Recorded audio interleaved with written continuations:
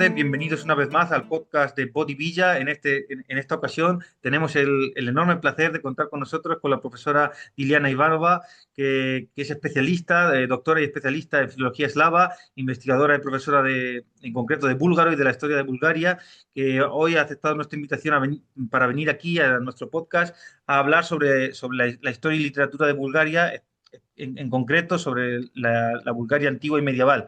Bueno, bienvenida Liliana, espero que te encuentres bien y que muchas gracias por tu amabilidad. Hola Gonzalo, pues nada, daros las gracias por acudir a mí. Os saludo desde la ciudad de la Alhambra y para mí es un gran placer poder colaborar con vosotros y poder contar un poco sobre, bueno, mi pasión, que es que el nombre de Bulgaria, su cultura, se conozca precisamente a través de los grandes logros que tiene y que puede tener, puede aportar a la cultura europea un país que se ha quedado tan pequeño en la actualidad como Bulgaria. Bueno, se ha quedado tan pequeño porque en otros tiempos fue un territorio bastante más grande y hoy el territorio total de Bulgaria es como Andalucía de grande. O sea, Claro. es un territorio bastante pequeño. Bueno, pues yo soy de Sofía, Ajá, nacida en Sofía y por una serie de circunstancias políticas, familiares, emigramos primero a Marruecos, a ajá, Tánger. En Tánger he vivido 7 años, he estudiado allí en el Instituto Español de Tánger. Y bueno, pues allí es donde también empezó a germinar en mí esa necesidad de seguir manteniendo la unión con mi país, de seguir pues estudiando todo aquello que no pude terminar de estudiar ahí en la escuela. Y bueno, pues cada vez más esta idea fue madurando en convertirse, bueno, pues en el camino de mis estudios. Y finalmente hice en la Universidad de Granada, terminé mis estudios de filología eslava. claro. Aquí en la Bueno, Universidad de... ¿Perdón?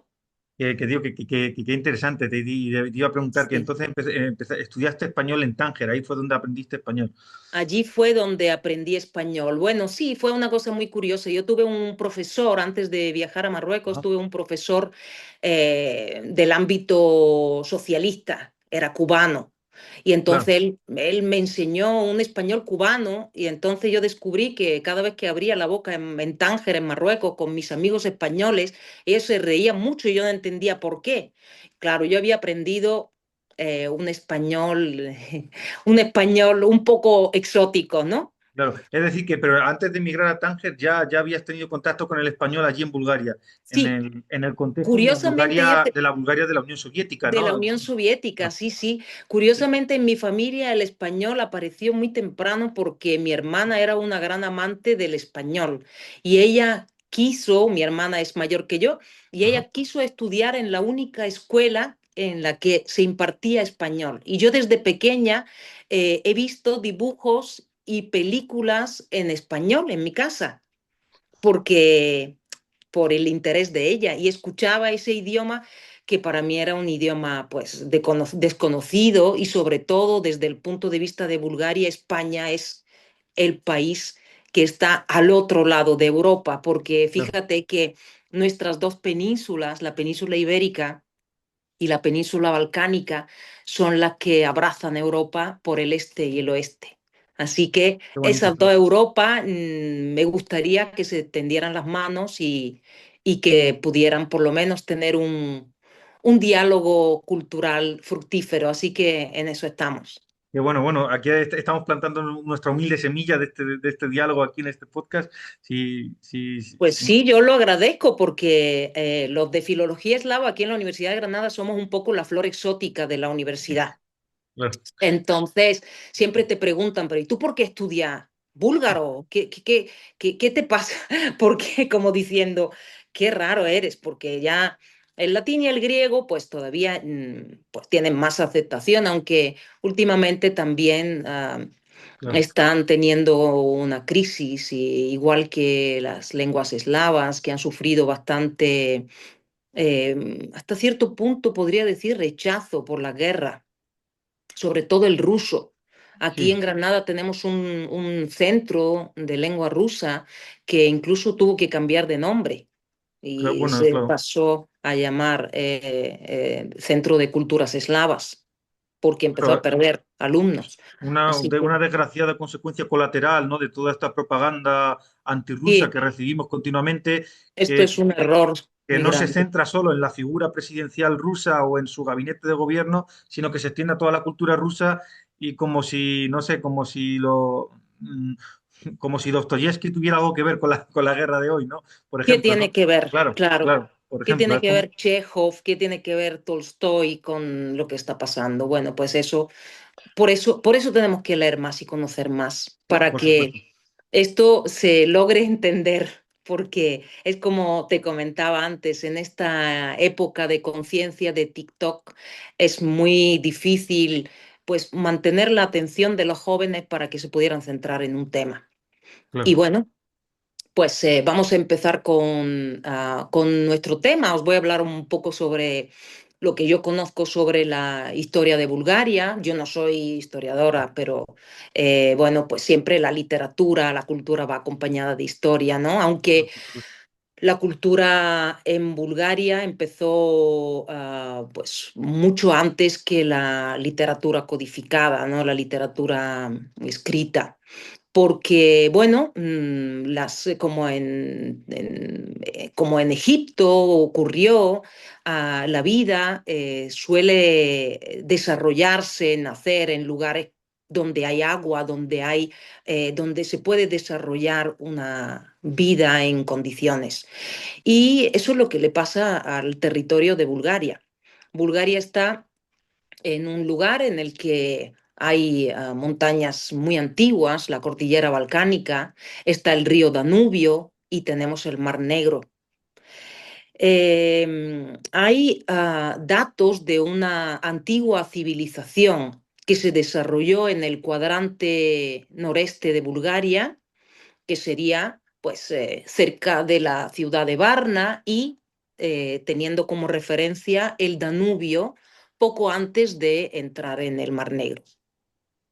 Entonces, de allí es la conocida cultura como cultura del Danubio o cultura de Karanovo también. Bueno, pues de ahí se han encontrado unas tablillas que son más antiguas que la escritura mesopotámica, dicho sea de paso, pero no se trata de una escritura todavía. Por eso no son muy famosas. Son alrededor del año 5500 antes de Cristo, ajá, 5500, 6000 antes de Cristo, y son unas tablillas con unas incisiones más parecidas a la escritura lineal, como las micénicas, la minoica, perdón.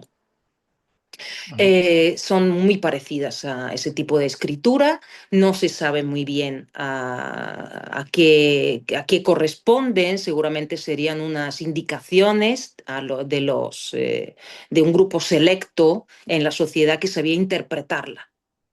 interpretar esas inscripciones. Y no hay ninguna teoría de lo que pueda haber detrás, ¿no? De estas inscripciones, No se sabe porque no están conectadas con claro, nada más, a nada parecido. No se saben claro, interpretar.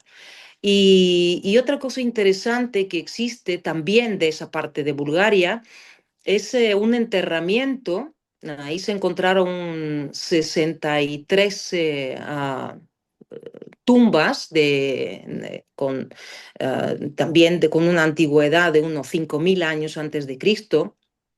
Y en tres de ellas se encontró oro, es decir, que ya había una sociedad con diferentes estratos, ¿no? Porque no en todas las tumbas se ponía oro, ¿no? claro. Entonces ese enterramiento, conocido como el Tesoro de Varna, Ujú. es el primer oro labrado de la humanidad.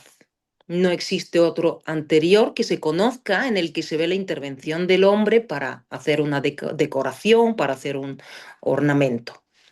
Y curiosamente, las tablillas que se encontraron de oro, una especie de placa de oro que estaba puesta sobre el pecho del difunto, eh, guarda una relación con las medidas del codo egipcio.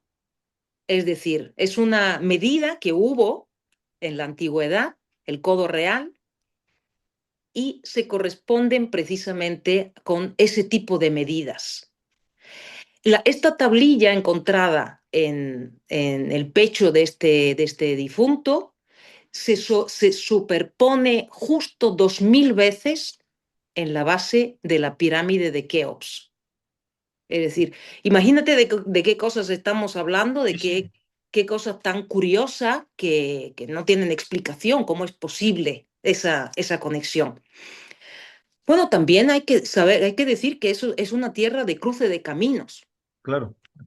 Por ahí, ahora las últimas teorías, porque siempre nos han estado diciendo que nosotros, los búlgaros, sabemos que somos un mix de todo el que pasó por ahí, pero nos decían siempre que procedemos de los turcos, que éramos asiáticos, que era una raza como, pero siempre como dándole un matiz peyorativo a la Claro, historia.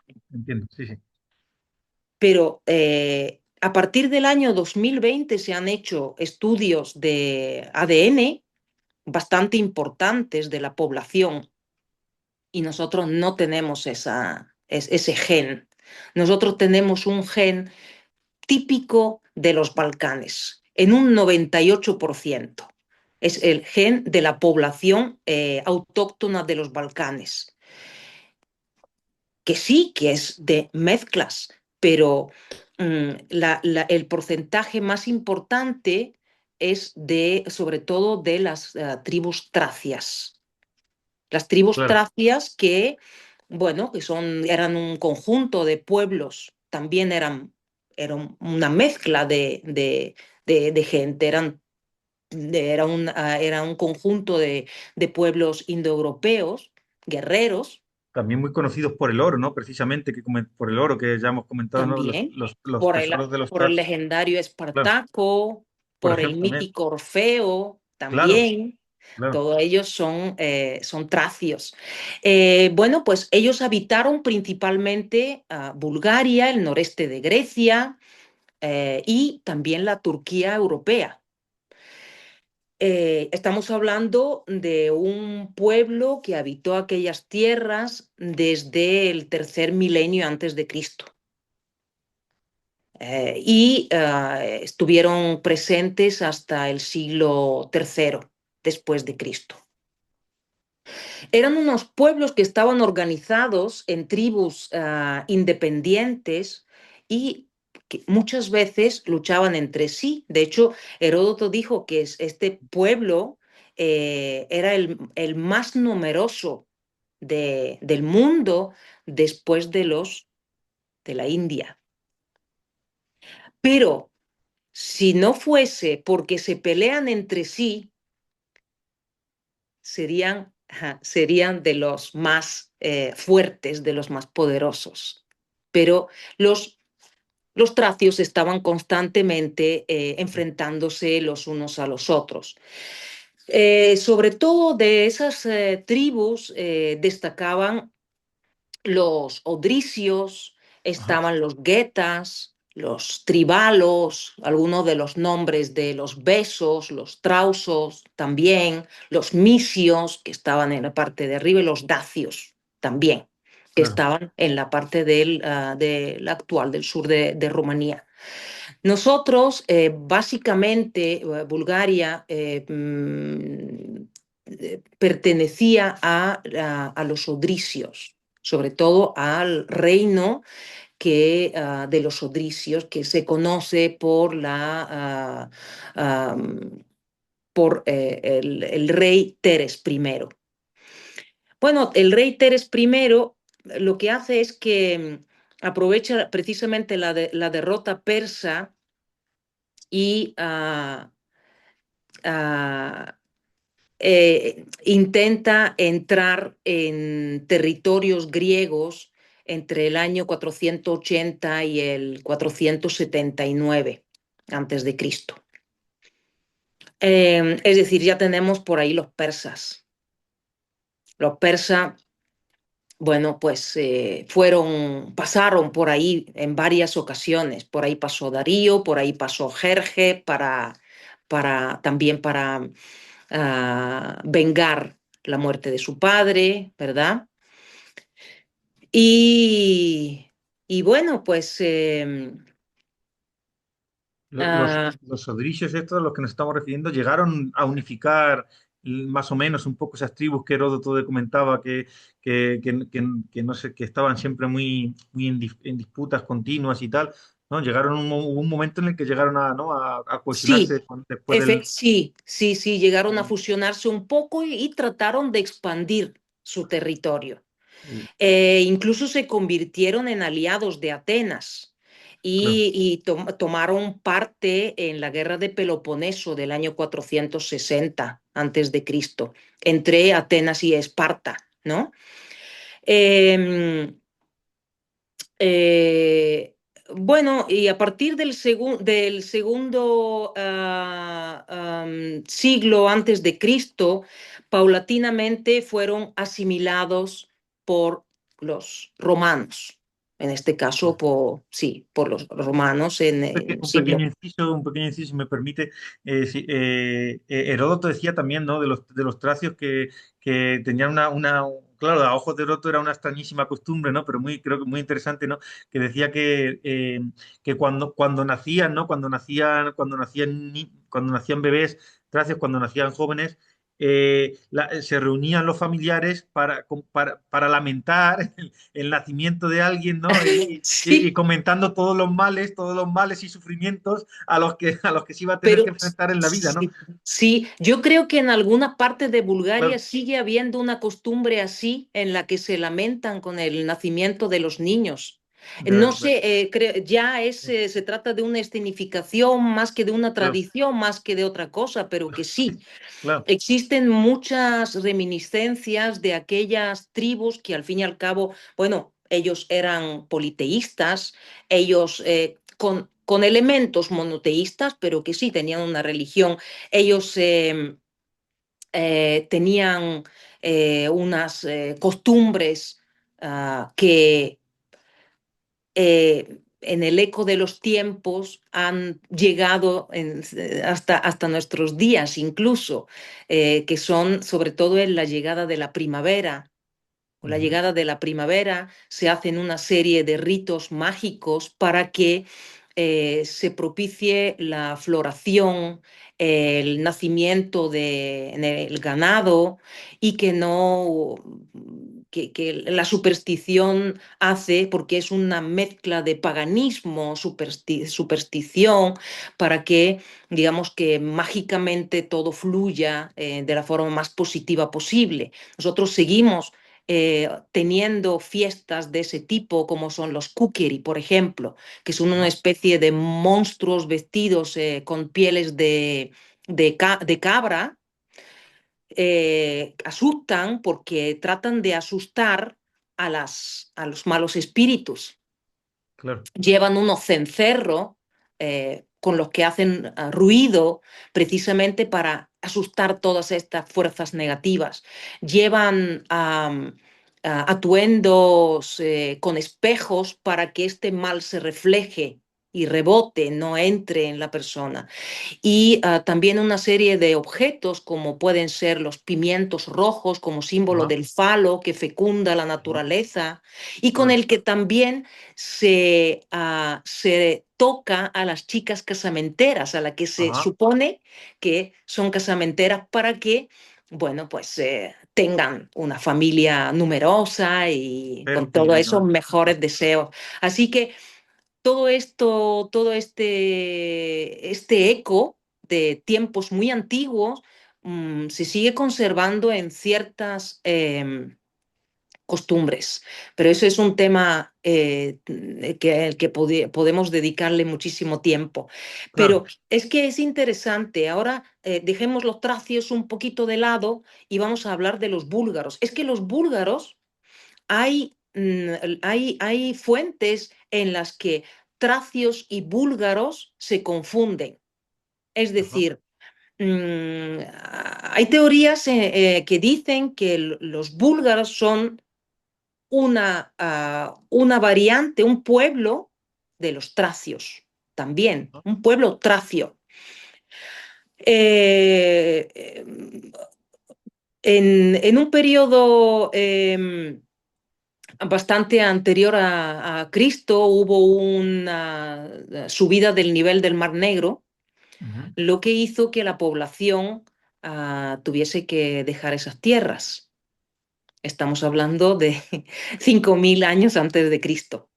El Mar Negro, que había sido un lago de agua dulce que se nutría del deshielo, de pronto el Bósforo se abrió, el agua dulce empezó a mezclarse con el agua salada y este mar tiene unas particularidades únicas en el mundo. En el Mar Negro existe la anoxia. Y la anoxia es que a partir de 150 metros de profundidad no hay oxígeno, no hay vida, por lo tanto. Claro. Es, y es muy profundo, es un mar muy profundo. De hecho, se dice que su nombre del Mar Negro se debe, bueno, a las batallas que se llevaron allí, que hubo muchos muertos allí, pero también del color por la profundidad de sus aguas. Es tan profundo que tiene un color azul muy oscuro. Pero es un mar maravilloso para los estudios arqueológicos, sobre todo de los barcos que hay en el fondo, que están perfectamente conservados. Y bueno, pues por eso, por esa razón también es un mar muy difícil de estudiar, precisamente por esas características que tiene, Claro. pero que guarda, es un museo arqueológico natural. De hecho, el investigador que descubrió el Titanic ha estado en el año 2000 y poco investigando allí en el Mar Negro e incluso había regalado máquinas con las que poder estudiar más a fondo, valga la redundancia, el fondo Sí, del claro. mar, el Claro. fondo del mar.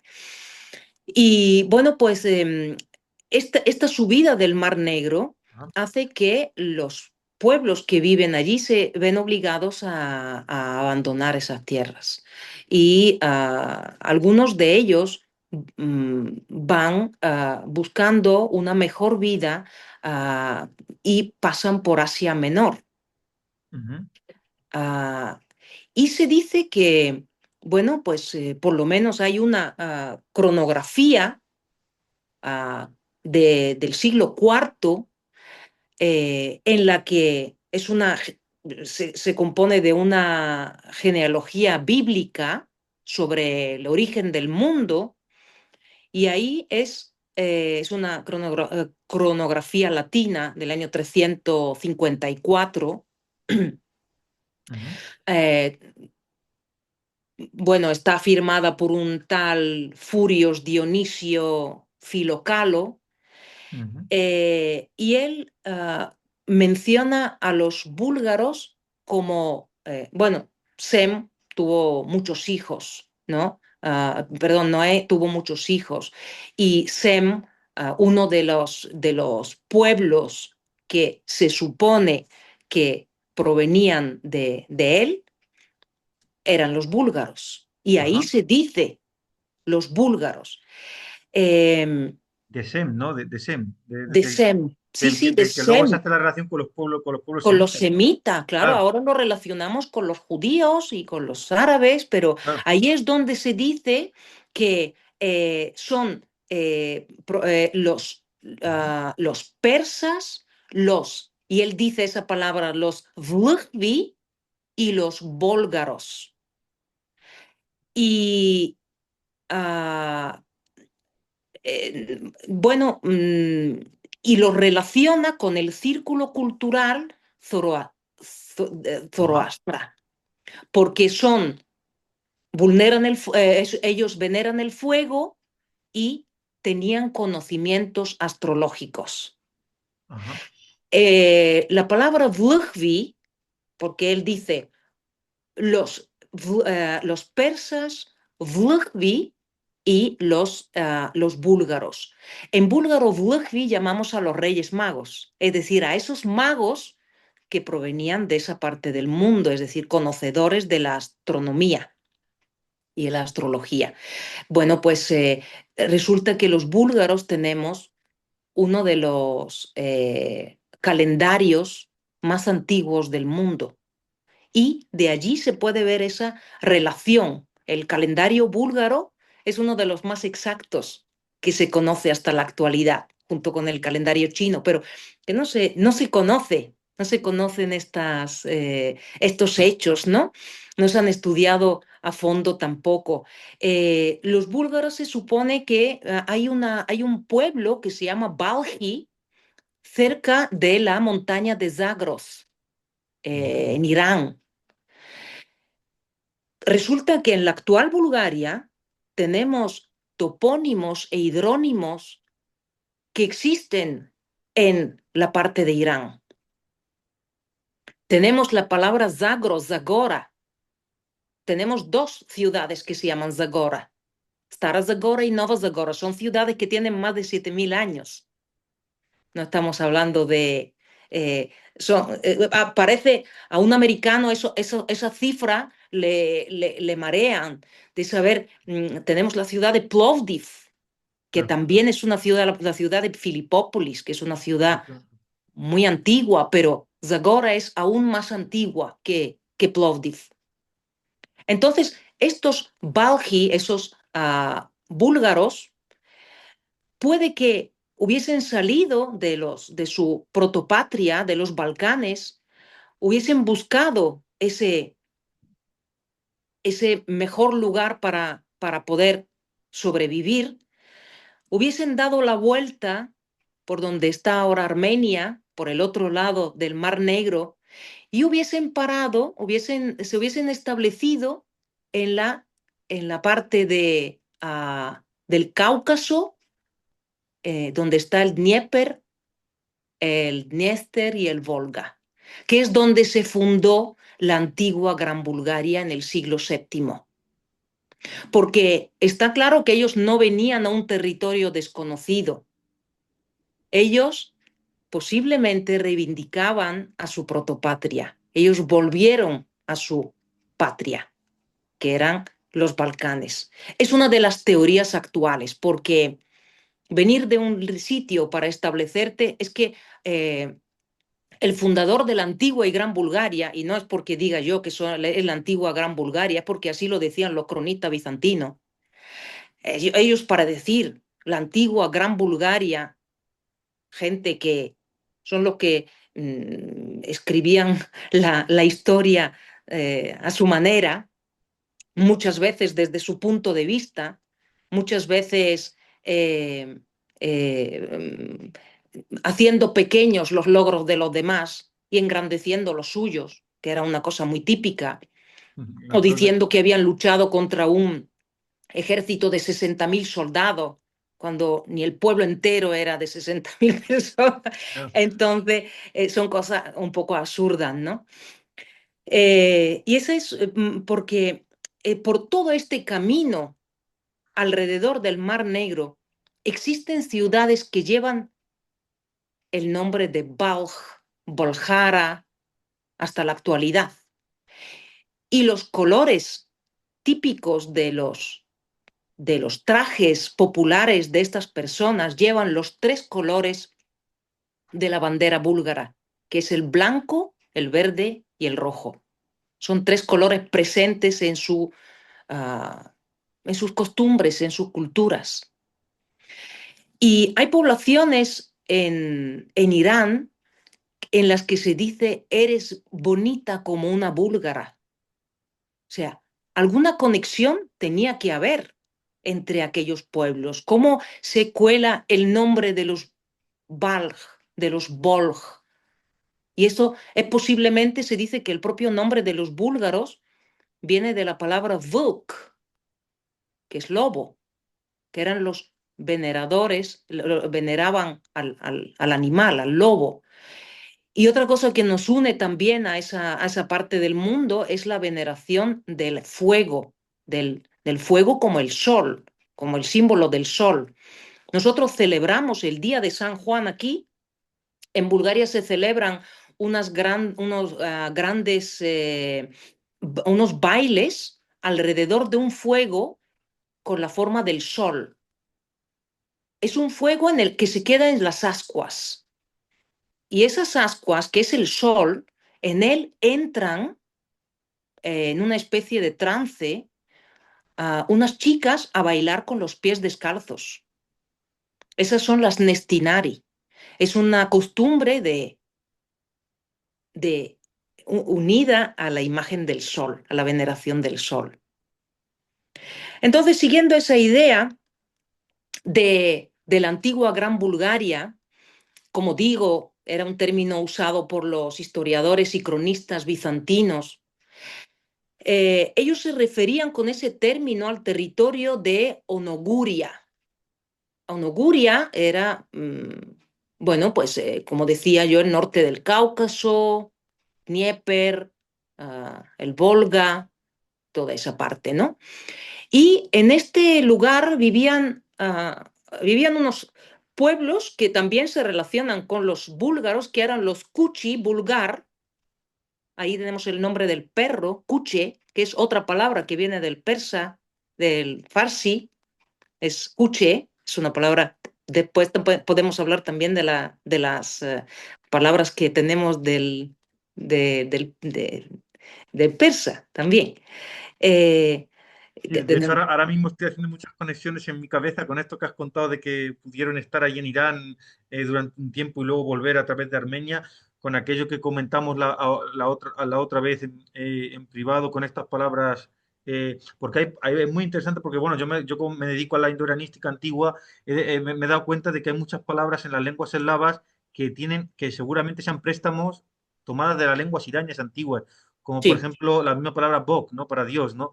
por Porque, supuesto, la bueno, palabra bok, sí. claro, porque en Bueno, antiguo y la persa palabra Dios es az, vaga, vaga o sí, vaga vaga, en avéstico, la lengua esta de los madeístas, de los magos, ¿no? De lo esto que hemos hablado, sí, es Dios así, ¿no? Entonces es muy curioso, ¿no? Eso, ¿no?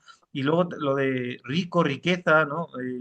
Bagati, todas estas cosas y todos estos adjetivos, sí, riqueza, bagatzvo y todo esto, bogatstvo, claro, todo, todo, efectivamente. Sí, sí, sí, todo claro que remite a sí. este vaga del antiguo persa, del avéstico y Bueno, tal. es que nuestra tercera letra del alfabeto es V. Y cuando se escribió un acróstico para recordar las letras del alfabeto, y el acróstico dice así: Az, Buki, Vedi. Ese Vedi es el Veda, es el conocimiento, es la sabiduría. Es decir, yo conozco las letras. Y así empezamos el alfabeto: Az, Buki, Buki, Vedi. Así que eso está claro. Tenemos muchas palabras que uh, se creía que habían entrado, eran palabras que habían entrado a través del turco, pero no, son palabras de una conexión directa, de un intercambio directo, Y que de debieron, una convivencia. y que debió de ser muy antiguo ese intercambio porque son palabras que ya digo, estamos hablando del avéstico, del antiguo persa, o Sí, sea, del primer milenio antes de Cristo, sí, en torno ahí, primer milenio, quizá si nos remontamos un poco más atrás, segundo milenio como mucho, ¿no? Pero por ahí estaba la cosa, ¿no? O sea, sí. si la tomaron de ahí, tuvo que ser del contacto que me has hablado de esa migración que hubo hacia Irán, ahí tuvo Es que haber que esa relación, ¿no? en Bulgaria tenemos topónimos. Ajá, ¿Cómo van a llegar estos topónimos? Por claro. ejemplo, el topónimo de Madara. Existe en Irán una región que se llama Madhara. Tenemos Madara en Bulgaria, tenemos Varna. otro topónimo que se encuentra allí. Tenemos Shumen también. Hay otra región que se llama Shumen. ¿Cómo estos nombres van a llegar? Y además, estos nombres están relacionados con la zona en la que se encuentra un relieve sobre una roca a 25 metros de altura que se llama el Caballero de Mádara. Caballero de Mádara está justo en la región de Mádara, en una roca que se consideró en su tiempo sagrada o que le recordó a aquellos que lo hicieron su patria, de donde ellos venían o donde ellos habían estado. Porque este caballero de Mádara, que se compone de un jinete que con su lanza mata al león, se considera como el poder, la fuerza. Es seguido por un perro y es protegido por un águila. Hay inscripciones en griego que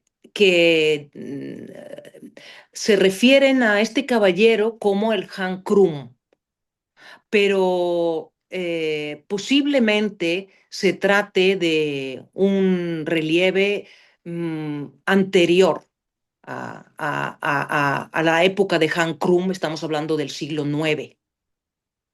Posiblemente se trate de algo bastante anterior. Y los paralelismos siguen porque un caballero de este tipo, un caballero sobre roca al aire libre, parecido existe en el norte de Afganistán. O sea, alguna relación tenemos que guardar por este camino. Bueno, pues en cuanto a la Gran Bulgaria, como yo decía, la Ajá. Gran Bulgaria fue fundada por el Han Kubrat. Ujú. Han Kubrat. El propio nombre de Kubrat quiere decir el dueño de los 4 puntos cardinales, es decir, que él no era un cualquiera, era un Khan bien considerado, poderoso y logró unificar un territorio bastante grande. Esa es la Bulgaria, justo en la parte norte, donde está ahora Crimea, donde se encuentra Ucrania, Bielorrusia, toda esa parte.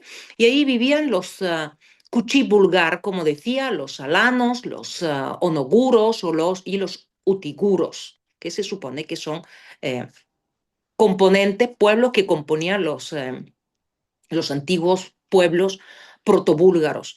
También tengo que aclarar una cosa en cuanto a los términos de búlgaro, protobúlgaro y todo eso. Son términos que se acuñaron a principios del siglo XX para, digamos, unificarlas, para definir unas épocas según la historiografía alemana.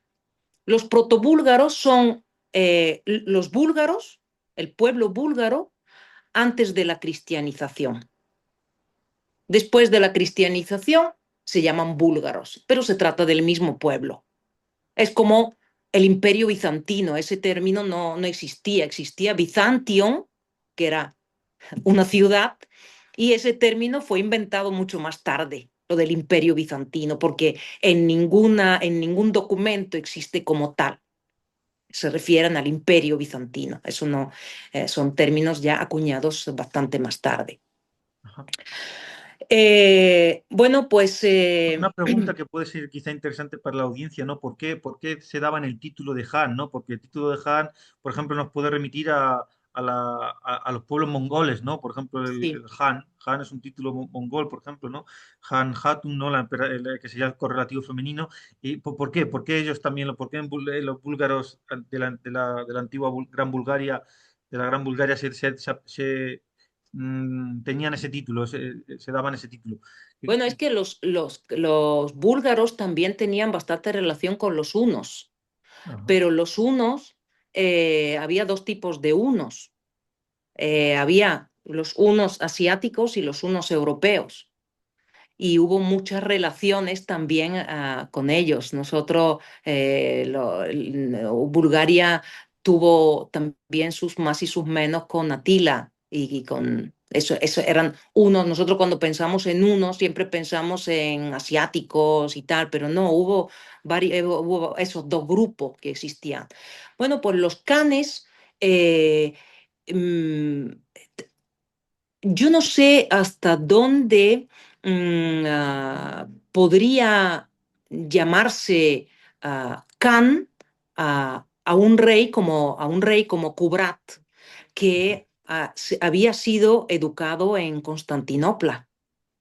Él ya conocía el cristianismo y a mí me cabe la duda de que esto también fuese un título a veces escrito como despectivo para que digan, estos son los bárbaros, Ya. porque Kubrat tuvo una educación eh, propia de un cristiano. Y de hecho hay restos en los Balcanes de restos de la religión cristiana mucho anteriores de, de la llegada de la cristianización de los búlgaros, que fue en el 864. Así que, bueno, pues es un título oriental, el de Can. Se supone, se dice que el clan del clan Kubrat es el clan Dulo, que es el mismo de donde provienen los hunos. Ujú. El clan Dulo tuvo sus insignias propias como tal y perduró bastante en el tiempo, hasta el Khan Krum perduraron la dinastía de los dulos. Sin duda, allí había una mezcla de rasgos, bueno, de rasgos orientales y de rasgos ya de la edad media europea, ¿no? Pero siempre están ahí en medio entre el título de Khan, Caesar, de Zar, porque es, al fin y al cabo es la misma forma de un título, ¿no? Pero que sí, es verdad que los primeros monarcas, los primeros cabezas de gobierno búlgaro lo llamaban con ese título. El Khan Krum fundó esta antigua Gran Bulgaria a finales, a principios del siglo VII y del año 632, pero estos territorios fueron ocupados en el año 668 por los jázaros. Ujú. Y bueno, pues la Gran Bulgaria, la verdad es que permaneció bastante poco tiempo. Teófanes Confesor se refiere a ellos, sobre todo a la riqueza que hubo en este lugar y a su posible, a su hipotética capital que se llamaba Fanagoria, la capital de esa Gran Bulgaria. El hijo menor de Kubrat, hay una leyenda, porque muchas veces nos sustentamos en leyendas. Kubrat reunió a sus hijos y cogió un manojo de palos y les dijo, si vosotros os mantenéis juntos como estos palos, nadie podrá romperos, nadie podrá venceros. Pero si vosotros os separáis, todo el mundo podrá hacerse con vuestros territorios. Y efectivamente eso es lo que ocurrió. Los hijos se separaron, cada uno tomó su propio camino y, bueno, al poco tiempo la Gran Bulgaria desapareció después de la muerte de Han Krum. Lo que sí tuvo su continuación fue con su hijo menor, el Khan Asparuh, quien decidió cruzar el Danubio, primero unirse a la población que habitaba al norte del Danubio, que era población sobre todo en esa parte habitada por eslavos. Los eslavos era un pueblo muy numeroso. Y bueno, pues en el año 681 funda el primer estado búlgaro, el primer reino búlgaro, o también conocido como la Bulgaria danubiana, la Bulgaria del Danubio. Ah, se llamaba Bulgaria danubiana pues para distinguirla por un lado de la Gran Bulgaria y de la Bulgaria que se había quedado, la Bulgaria del Volga. Y este primer estado de Hanasparuch existirá hasta el año 1018, que es cuando Bulgaria cae bajo la dominación bizantina. Pero en medio de todo eso pasan muchas cosas. La capital es Pliska, es un pueblo que ya se hace respetar por el imperio bizantino y además tiene pretensiones a ser más, a ir más allá, a ir más lejos. Y tenemos el sucesor del Hanasparuch, uh, el Khan Tervel. Ujú. Bueno, el Khan Tervel empieza a reinar en el año 700, empieza a gobernar en el año 700 aproximadamente, hasta el año 721. Y bueno, es un gran estratega, un gran diplomático dentro de que se podría ser en aquella época, ¿no? Y a él, a él lo vinculamos sobre todo con su importante papel que desempeñó en derrotar a los árabes en el sitio de Constantinopla del año 717 y 718. Los árabes querían hacerse con Europa y querían atacaron de hecho por Gibraltar por un lado y por el Bósforo por otro lado. Eh, la batalla había sido terrible, habían rodeado Constantinopla y Constantinopla estaba a punto de caer. Hasta que aparecieron los búlgaros, apareció el Canterbel y ayudó a los bizantinos a... Esto es una forma de pensar muy estratégica porque él sabía que los siguientes en caer seríamos nosotros. Claro. Entonces, él ayudó a los bizantinos y pudo repeler los ataques de los árabes. Para los árabes, Terbel quedaría en la historia como Terbel el Terrible, por la contundencia con la que supo repeler el, los ataques. Así que, bueno, pues en el año 705, el emperador bizantino Justiniano, bueno, pues nombró a Terbel como César, que era un título que no se daba a un gobernante extranjero, porque le había ayudado a recuperar el trono.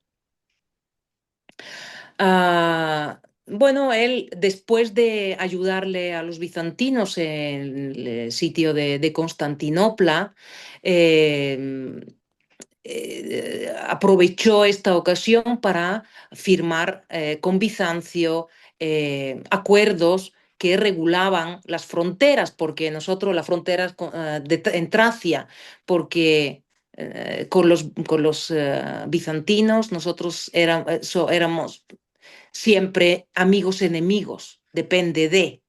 Era la frontera de la paz era siempre había sido muy frágil, muy sensible.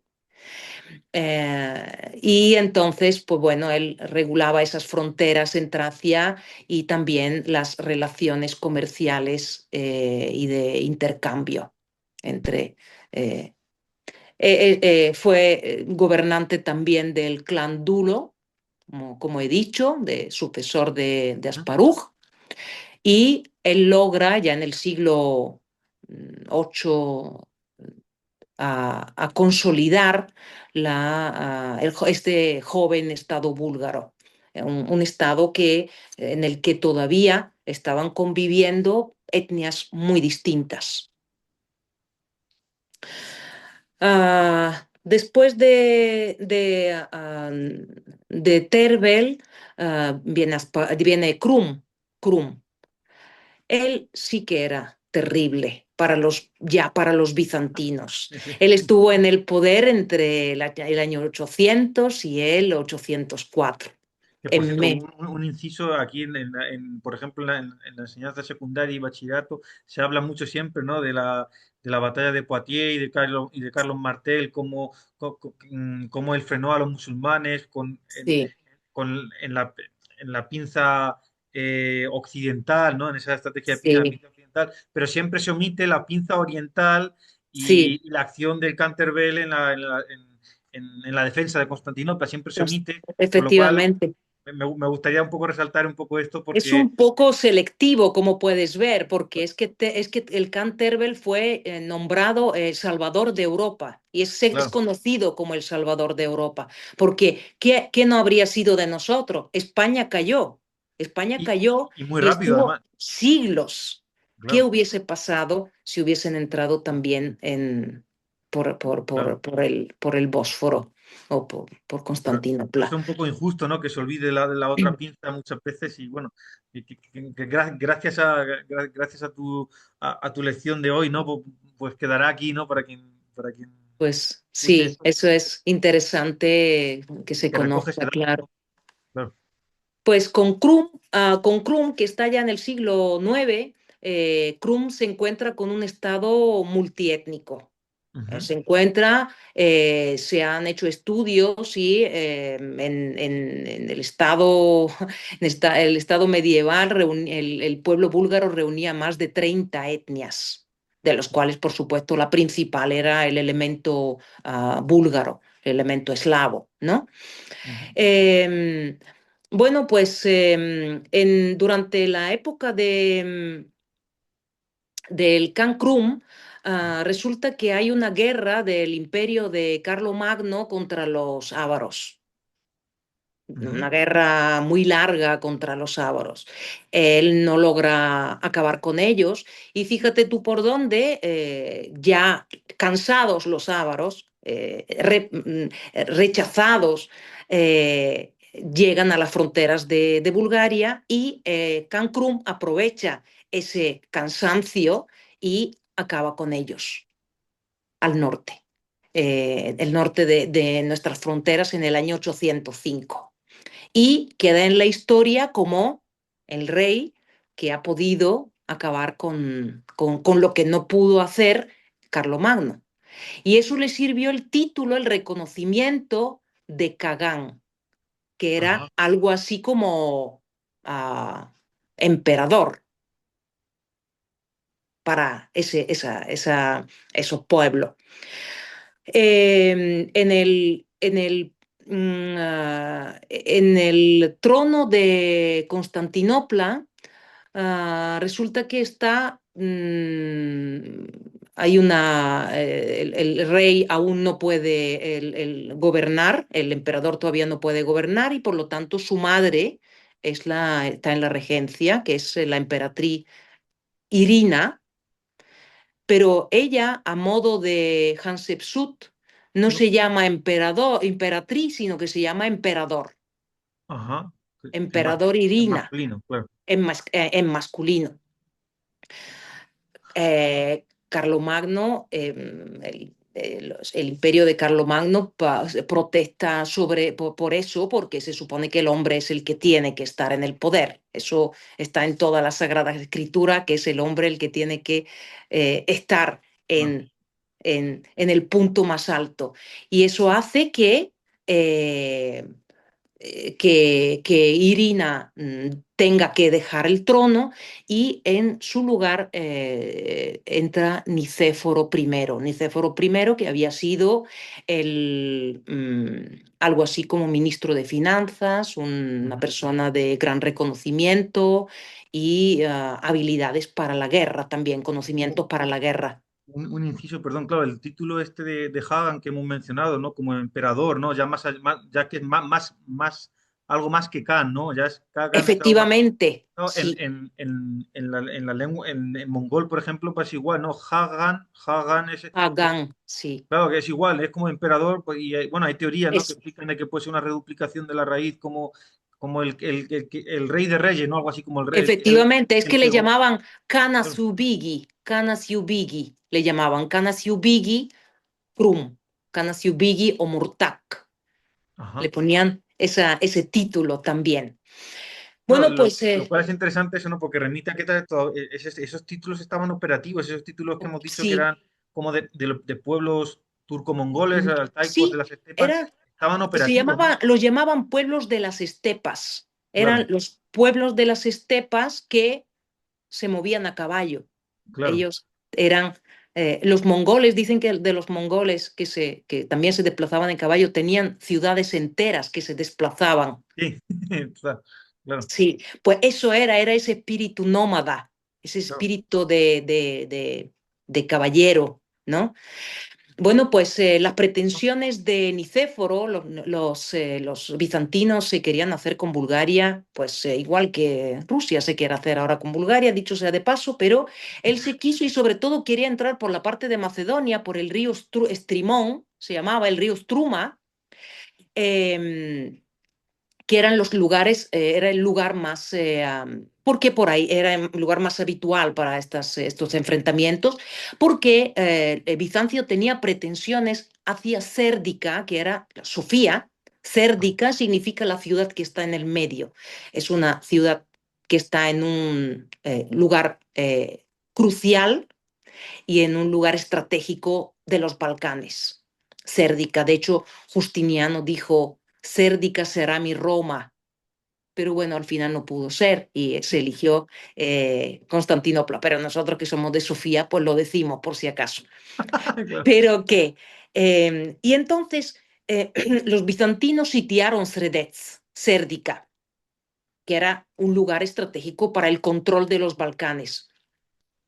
Sérdica al poco tiempo fue liberada por los búlgaros, pero que esta pérdida no le sentó bien a Nicéforo porque él pretendía hacer desaparecer el reino búlgaro. Ya es que éramos un chino en el zapato que era muy molesto al norte y bueno, pues ellos en este momento se encontraron, los bizantinos se encontraban más tranquilas sus fronteras de las invasiones árabes.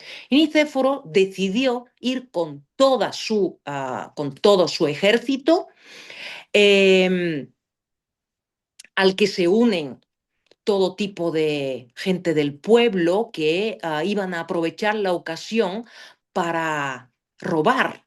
Una vez que una ciudad es saqueada, es tomada, pues hay una serie de gente que se une al ejército para saquear, para quedarse con cosas. Bueno, pues toda esa gente lo acompañó hacia Bulgaria porque él estaba seguro de que iba a hacerse con eso, con Bulgaria, con todo el territorio.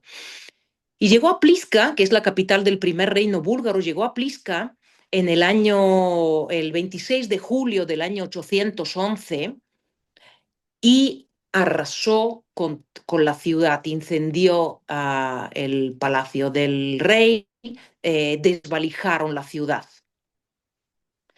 Uh, y para Krum, el objetivo era conseguir precisamente esa relajación después de la toma.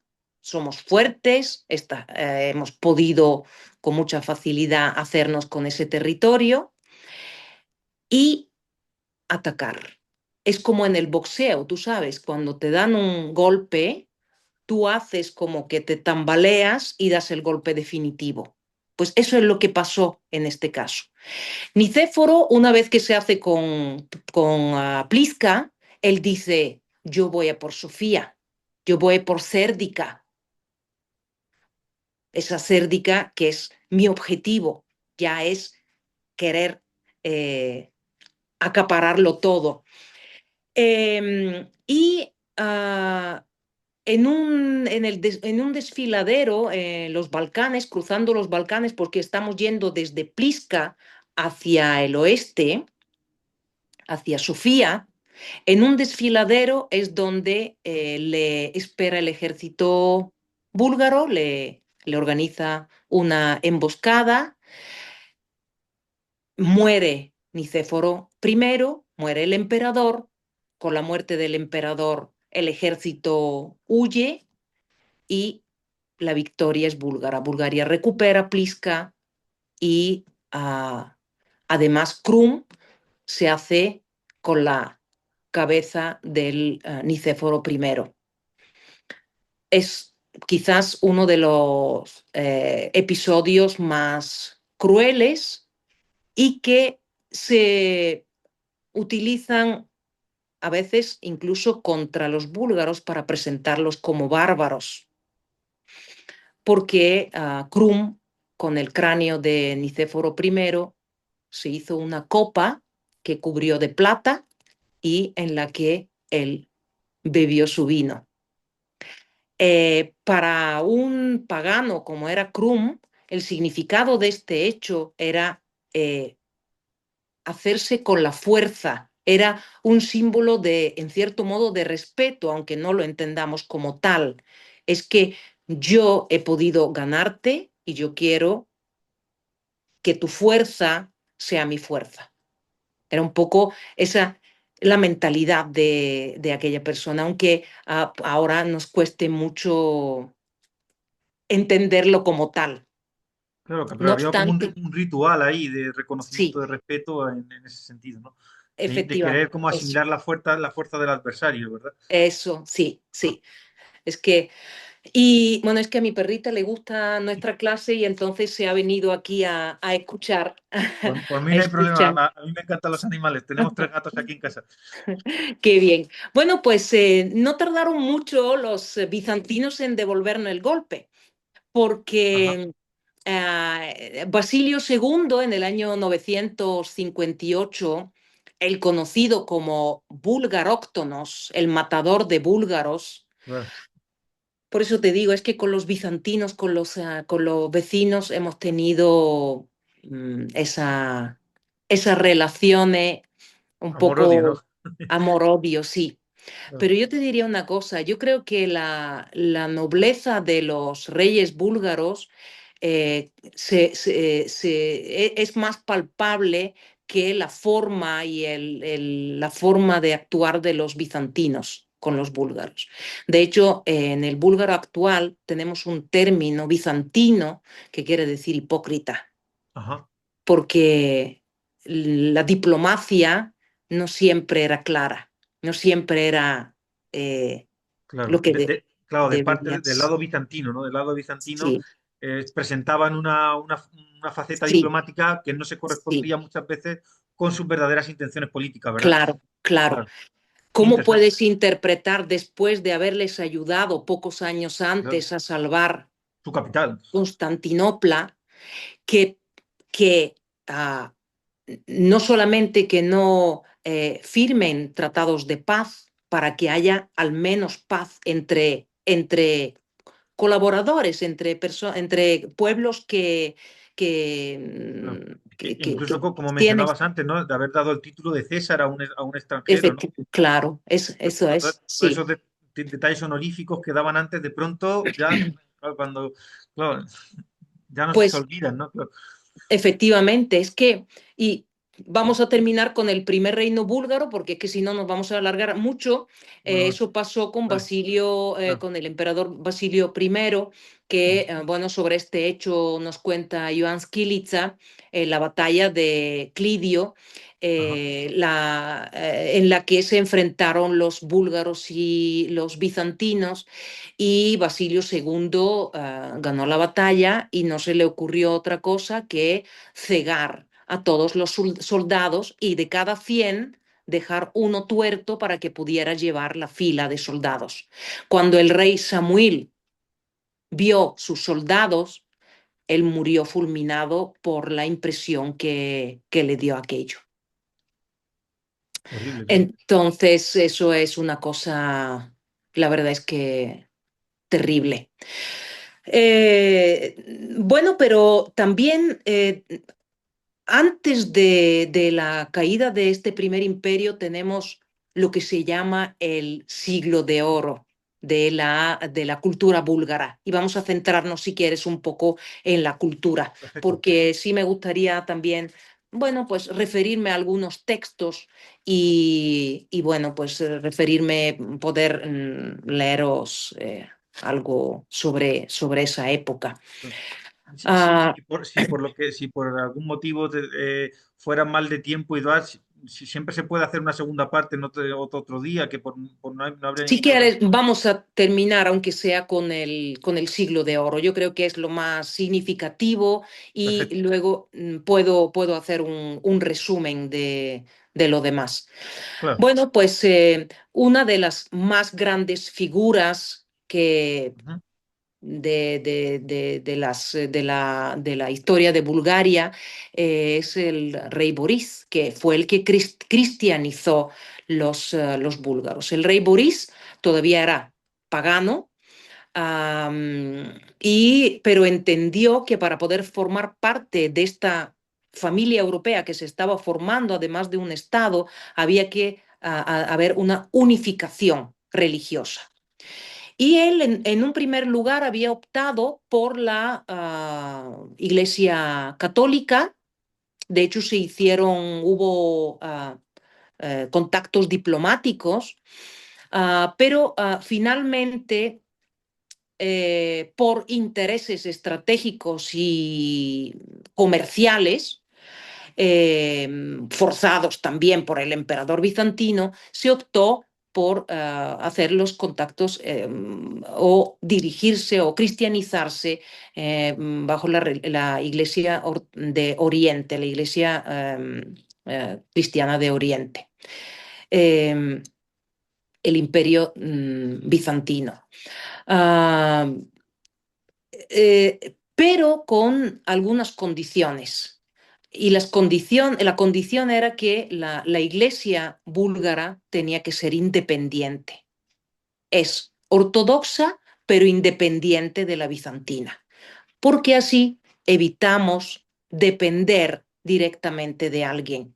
Eso fue una de sus condiciones para aceptar la cristianización.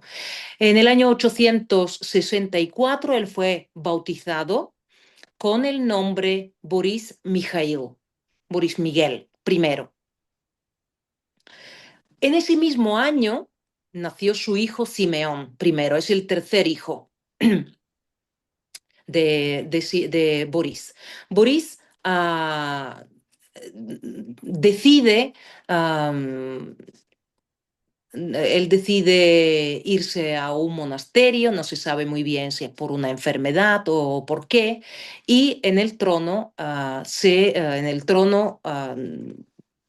eh, viene su hijo Rasate, Vladimir Rasate. Es una persona que quiere volver a las antiguas tradiciones paganas. El padre sale del monasterio, lo ciega y lo aparta del poder. No se sabe por qué no decide poner a su segundo hijo al trono, y, sin embargo, se decide por el tercero, que es Simeón I de Bulgaria, Simeón el Grande. Simeón es una persona erudita desde muy pequeño, pero sobre todo educado, lo querían educar para que sea el cabeza de la nueva iglesia. Así que lo enviaron a, al gran centro cultural donde se educaba a los hijos de los emperadores, a la aristocracia bizantina, que era la escuela de Magnaura, estaba en Constantinopla, y allí es donde estudió filosofía, astronomía, y también él entendió cómo funcionaba la diplomacia bizantina. Conoció algunos de los puntos débiles de la gobernación bizantina y eso encendió en él el fuego de querer hacer una Bulgaria fuerte, una Bulgaria eh, que fuese no solamente la mejor alumna del imperio bizantino, porque nosotros aprendimos mucho del imperio bizantino, era el centro del mundo. Nosotros vivíamos al lado, era el centro, era el centro de aquel universo, eh, pero además con pretensiones de ser alguien más. De superar al maestro, ¿no? Por así decir, ¿no? ¿El qué? Como de ser el alumno que supera al maestro, ¿no? Por así decir, Sí, ¿no? un poco eso, sí. Claro. Bueno, pues él recibe una gran educación Ajá.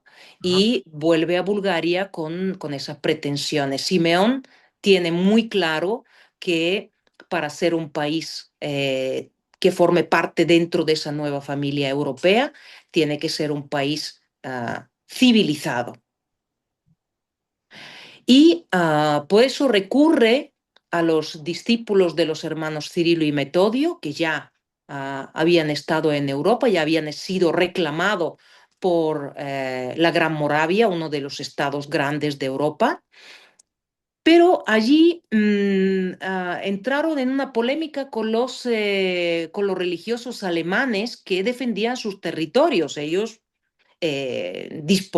querían disponer de sus creyentes católicos en esa parte del mundo y por eso Cirilo y Metodio tuvieron que ir a Roma para, de alguna forma, explicarle al Papa de qué se trataba, porque qué sentido tenía de que unos religiosos ortodoxos si no fueran a Roma a hablar de qué con el Papa. Claro. Ellos se sentían en la obligación moral de explicarle por qué surgió lo que se llamaba la herejía trilingüe. La herejía trilingüe consistía, sobre todo promovida por esos religiosos alemanes, de que la adoración a Dios podía hacerse solamente en tres lenguas, las tres lenguas que estaban en la cruz de Cristo, que eran hebreo, latín y griego. Y otra lengua era una herejía, que otra lengua pudiera usarse para adorar a Dios. Entonces ellos fueron eh, a, a razonarle al Papa precisamente el porqué de su misión.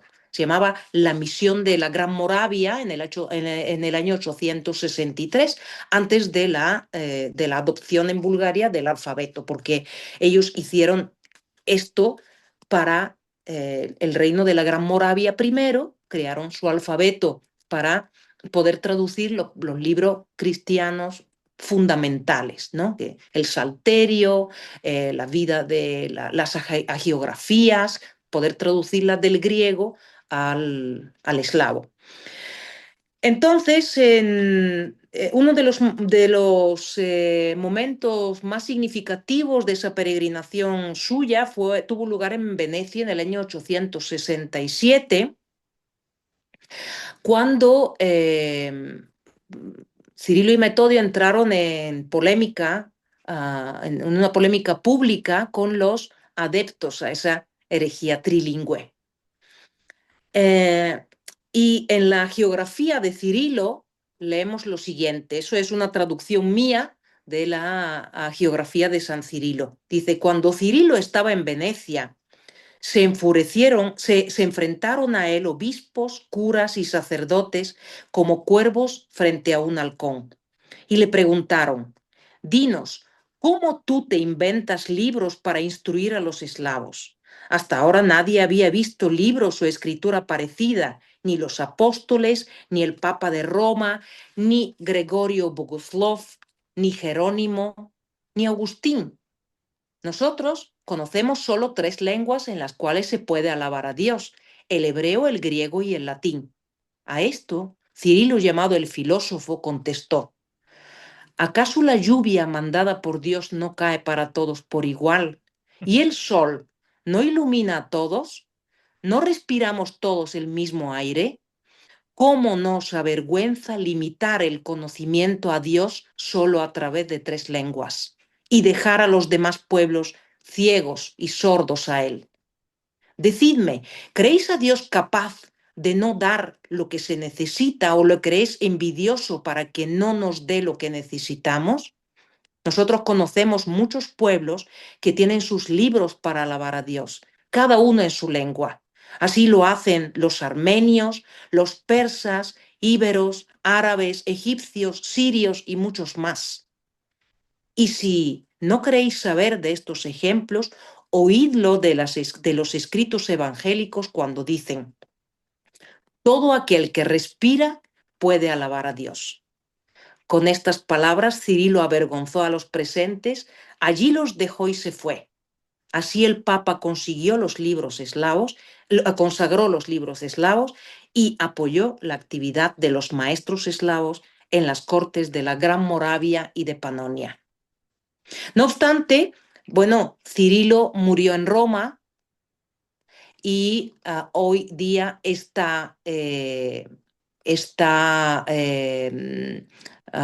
su cuerpo está en la cripta de la iglesia de a ver, ¿cómo se llamaba? San Constantino, no, Constantino Cirilo el filósofo, no, de la, bueno, muy cerca, al lado de, en el centro de Roma, al lado del Coliseo, se encuentra el cuerpo de Cirilo el filósofo. Así que sus discípulos en la Basílica de San Clemente, es que Cirilo, en la Basílica de San Clemente es donde está enterrado Cirilo el filósofo. Era un lugar que estaba reservado para el Papa y el Papa fue el que dijo, no, yo quiero que Cirilo estuviese enterrado allí. Y ahí todos los años, el día 24 de mayo, que es la fiesta de nuestro alfabeto, que es cuando conmemoramos nuestro alfabeto, hay coronas de flores. Yo estuve el pasado verano en la Basílica, siempre que voy a Roma, voy a la Basílica de San Clemente para ver a Cirilo, o por lo menos poder rendirle un homenaje, ¿no?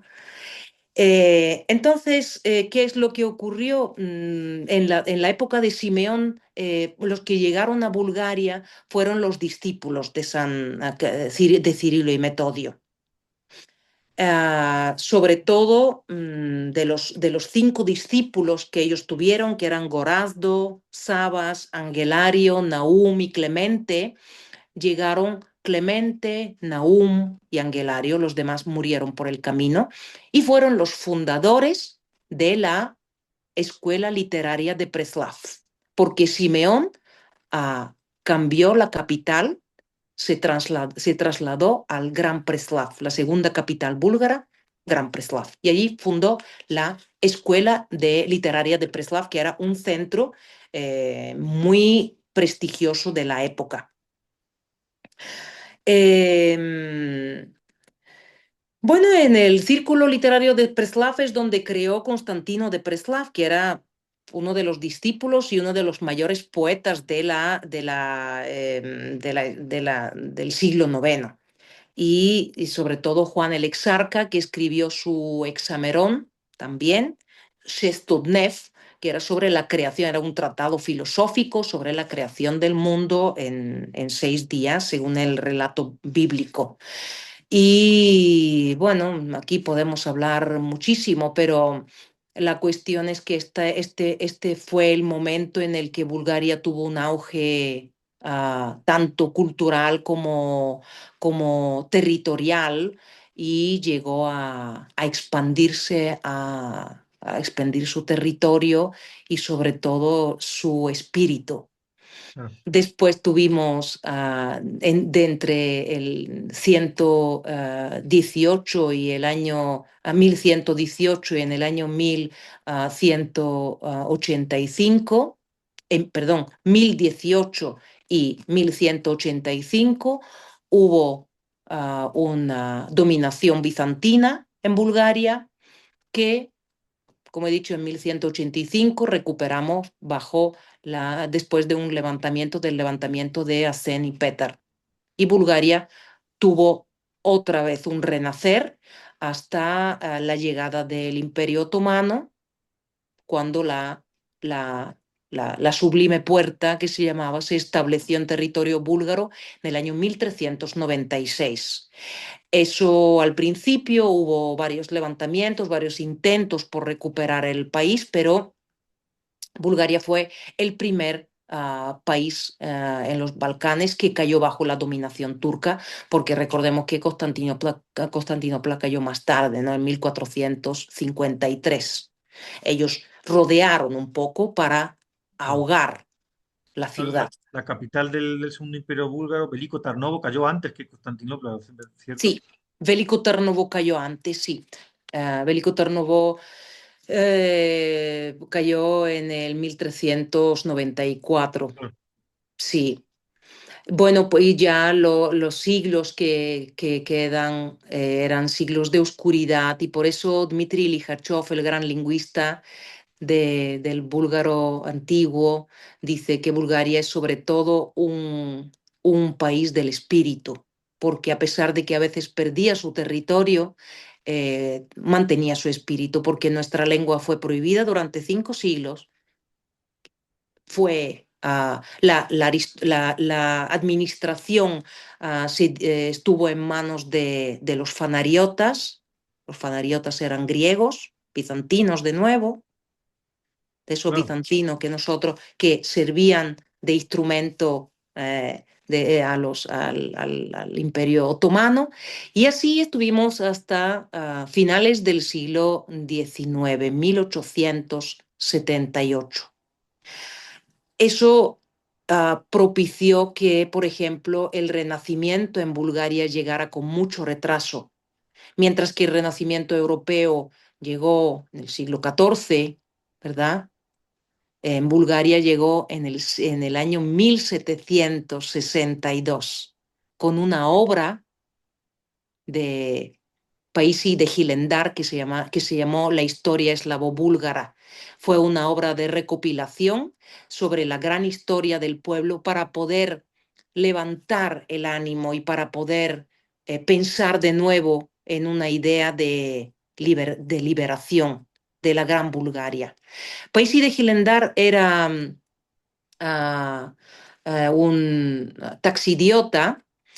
Taxidiota eran los monjes, él estaba en el Monte Athos, en un monasterio en el Monte Athos, y él se dedicaba a recoger limosna para su monasterio, eso eran los taxidiotas.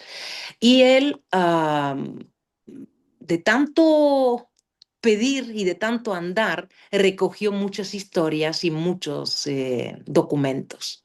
Y eso fue lo que hizo que él pudiese hacer, recopilar y crear esa historia eslavo-búlgara que al fin y al cabo mmm, dio lugar a nuestro renacimiento. Nuestro renacimiento no era etnocéntrico como lo había sido en Europa, era un renacimiento tipológicamente diferente y cronológicamente tardío, porque para nosotros nuestro renacimiento era etnocéntrico, nosotros no teníamos patria y eso era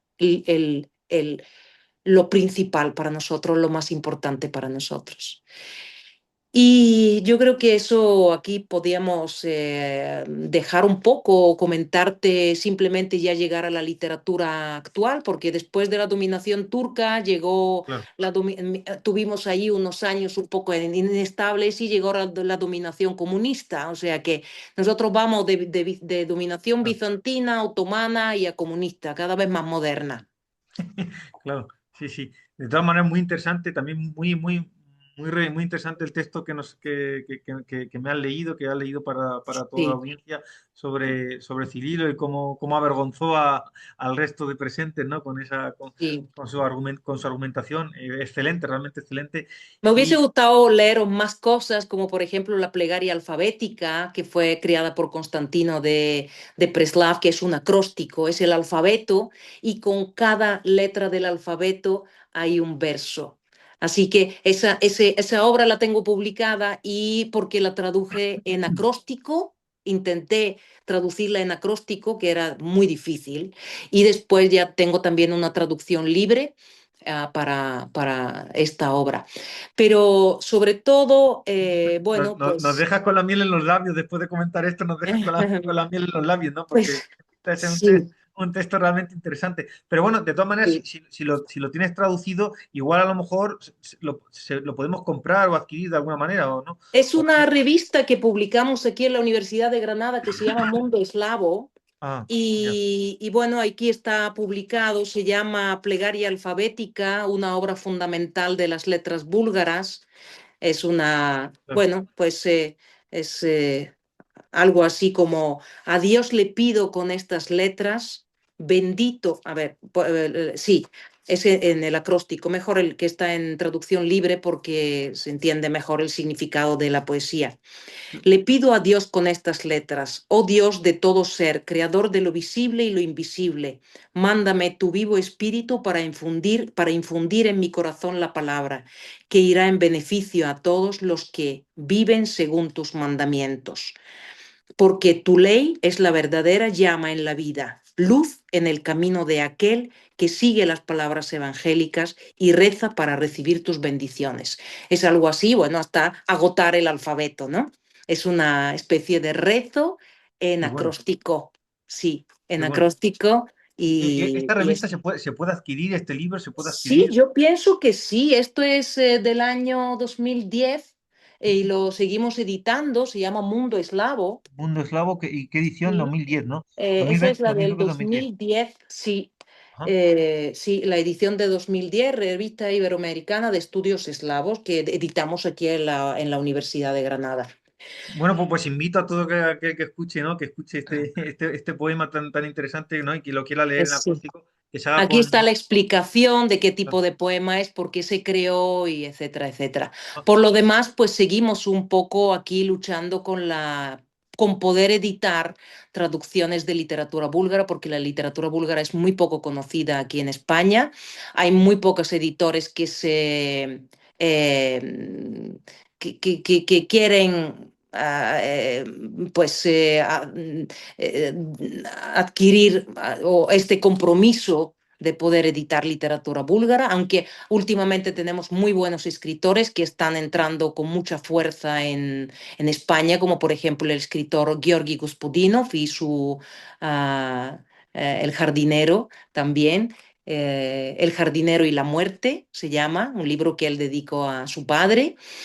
Y bueno, pues algunas luchas mías personales, que son, que es este libro, porque yo hice la tesis sobre un escritor del siglo XX que se llama Dimitar Dimov, un Escrito sobre España, sí, sí, escritor escrito sobre España, sí, escrito sobre España. Es la un dama libro que De tiene Elche, ¿no? Y demás, con la dama es de la Elche dama ahí. de Elche y El sueño de la razón produce Claro, monstruos de Goya porque estaba muy influido este escritor ajá, por estos temas. El color no es porque a mí me guste el rosa, sino porque ajá, el escritor era era veterinario y vino a España para estudiar la tinción histológica. ujú. Y como vino en la posguerra, vino en el año 43, había tan pocos preparados con los que trabajar en el Instituto Ramón y Cajal de Madrid, que se dedicó a escribir sobre España, es decir, su su profesión le trajo aquí para investigar, pero ante la imposibilidad de hacerlo de forma, de forma exitosa, él se dedicó le gustó tanto España, le impresionó tanto que se dedicó a escribir sobre ella y tiene una obra, una novela que se llama Almas Condenadas, que estamos luchando por poder traducir, porque por poder traducir y editar, porque yo la puedo traducir, pero es que traducirte tú los libros, editarlos tú, en fin, es un poco, tiene muy poco prestigio, creo yo. Así que Claro. estamos intentando que este libro fue editado gracias a la Universidad de Veliko Térnovo Ajá. y también a la Embajada de Bulgaria en España. Este libro lo tradujiste tú también. Sí, este libro formó parte, digamos que son materiales que yo tuve que traducir, literatura de Dimitar Dimov, que se quedó fuera del trabajo de investigación porque eran traducciones, Claro. pero por otro lado era mucho tiempo que había dedicado al trabajo y decidí pues editarlo en ese libro que como puedes ver tiene una parte oscura y Ajá. tú lo puedes ver que tiene una Sí, parte oscura aquí se en ve el perfecto, sí. filo. La parte oscura sería Como un cuarto de libro o algo así, ¿no? sí, sí, es una introducción que explica un poco el contexto de este escritor y la otra parte ya son obras dedicadas a España, excepto la novela Alma Condenada que estamos pendientes de terminar.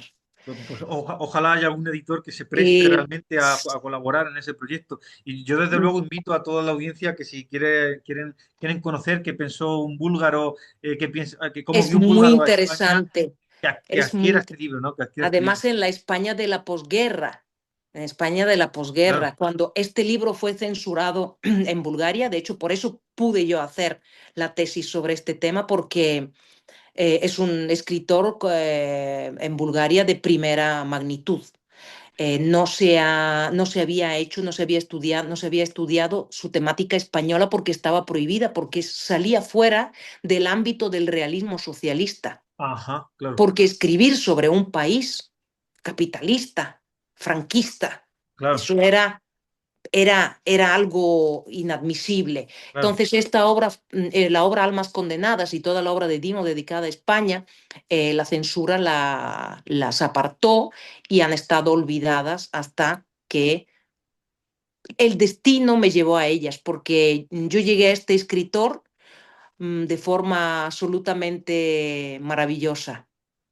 Qué bueno. Y bueno, pues la verdad es que estoy muy contenta y ahora tengo pendiente una visita a Bulgaria por el Instituto Cervantes para dar una charla sobre el 60, bueno, dedicada al 60 aniversario del fallecimiento del escritor y su relación con un gran escritor español que es Juan Eduardo Zúñiga. Ajá. Claro, muy, muy interesante, ¿no? De algún modo la biografía de este escritor y la tuya confluyen, ¿no? Porque Sí. no dejáis de ser dos búlgaros que os Es ha una, fascinado España de una u sí, otra manera, ¿no? Es una forma del puente entre Bulgaria y España. Es Claro. una forma. Y otro libro de poesías que me pidió un poeta que hiciéramos, un poeta español, Juan Antonio Bernier, poeta de Córdoba. Recuerdo un sueño. Ese recuerdo de un sueño, sí, de Danila Stoyanova. Es una chica muy joven que escribió un libro maravilloso y de poesía muy difícil de traducir, pero también con el apoyo de la editorial Cántico, pues pudimos sacar este libro tan bonito que, bueno, su madre antes de su fallecimiento, pues pudo tener entre sus brazos y me dijo, es la forma en que mi hija ha ido a España, porque ella siempre quiso ir a España. Y ella me dijo, yo la siento en él. Así Qué, que eso fue qué una hermoso, gran satisfacción, sí. qué hermoso. Y Porque todo también, fue en el coronavirus, pero yo hice lo posible para hacerle llegar algunos ejemplares para que lo pudiera ver, claro. porque ella ya tenía 96 años. Pero en fin, las cosas buenas, pues es bueno que pasen. No, efectivamente, y se agradece, ¿no? Y qué bueno también, ¿no? Que de algún modo tu figura también representa este puente, ¿no? Entre Bulgaria y España que comentábamos justo al principio de esta intervención, ¿no? Sí, Lanzando ese deseo, ¿no? De que algún día ese puente se vuelva cada vez más estrecho, más estrecho, sí. ¿no? Que se junten más ambas culturas, ¿no? Porque, Eso porque, espero que ayude al interés también por la eslavística, que está claro, atravesando momentos difíciles, como toda la filología. Es que parece ser claro. que decir el nombre de filología ya asusta. Claro.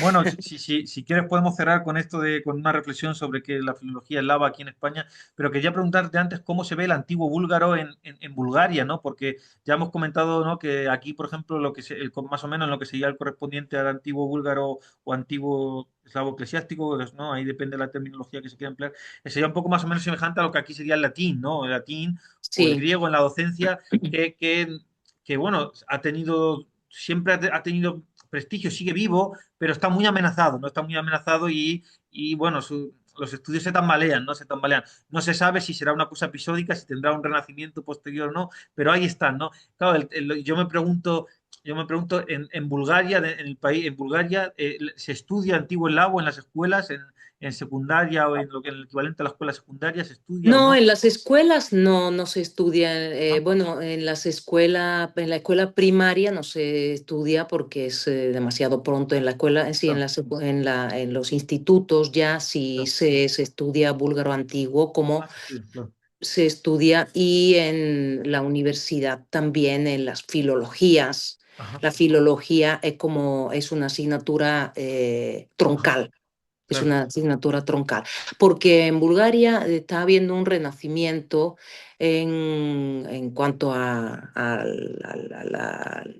encuentro con las raíces, el poner esa base que es la que lo sostiene todo, ¿no? Y en ese mundo cada vez más relativista, por otro lado, ¿no?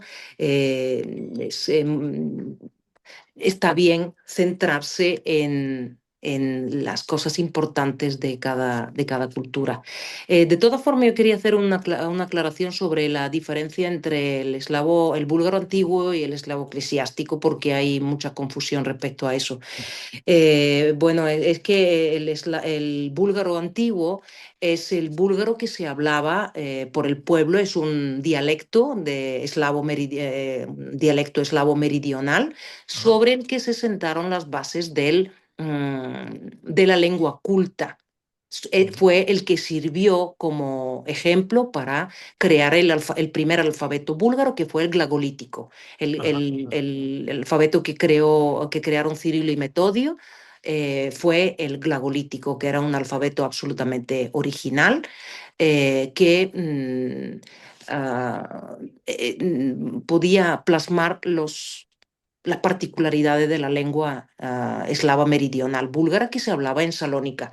Se dice que Cirilo y Metodio eran hijos de griego y de madre búlgara. En Salónica, donde ellos nacieron, había una población búlgara muy importante. Así que el material lingüístico sobre el que se hizo el alfabeto fue el búlgaro antiguo. El eslavo eclesiástico o búlgaro eclesiástico es la lengua que se utiliza en la iglesia. ajá. Es la que, una vez creado el alfabeto, en la que se traducen los libros griegos a la lengua eslava. Es la lengua culta, sería el latín. Pero este latín está creado sobre el habla meridional eslavo.